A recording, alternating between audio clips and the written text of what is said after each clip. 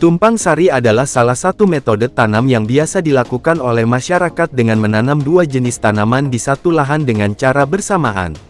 Namun, tak banyak masyarakat yang menggunakan metode tersebut, termasuk di Kabupaten Musirawas Mura.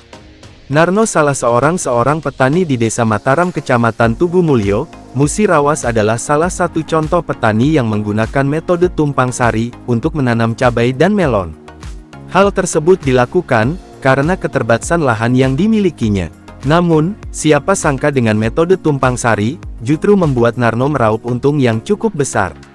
Dijelaskan Narno, bahwa dirinya lebih dari 6 tahun berkecimpung di tanaman palawija, namun untuk menggunakan metode tanam sari baru dilakukannya beberapa tahun terakhir. Awalnya, tanam cabai semua lahan ini, kata Narno kepada Sripoku.com, Kamis tanggal 12 September tahun 2024 di ladangnya. Dikatakan Narno, butuh modal yang besar untuk menanam cabai. Hingga akhirnya, dirinya mencoba menggunakan metode tumpang sari, yakni dengan menanam dua jenis tanaman di satu areal lahan. Awalnya coba-coba tanam dua jenis tanaman di satu lahan, yakni cabai dan melon, ucapnya.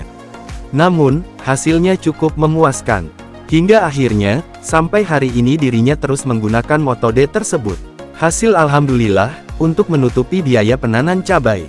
Karena kalau nanam cabai itu biayanya cukup besar, ungkapnya. Di lahan seluas kurang lebih setengah hektar tersebut, Narno mampu menghasilkan melon kurang lebih 3 ton dari 1000 batang yang ditanamnya. Sedangkan untuk tanaman cabainya bisa menghasilkan kurang lebih 300 kg sekali panen. Hanya saja, saat ini tanaman cabainya belum panen, karena belum waktunya. Kalau melonnya sudah panen, kalau cabainya belum.